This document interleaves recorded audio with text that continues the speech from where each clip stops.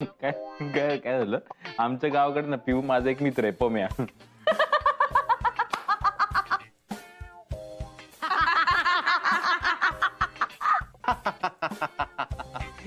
तरी पण मी किस्सा सांगणार आहे. त्याचा एक चुलत भाऊ आहे, त्याचं नाव आहे बॉबी. तरी सुद्धा मी किस्सा सांगणार आहे.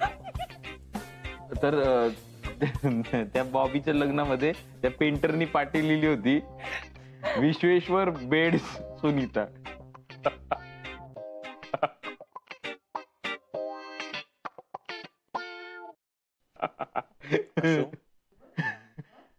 पिऊ आहे ना आपल्या बरोबर?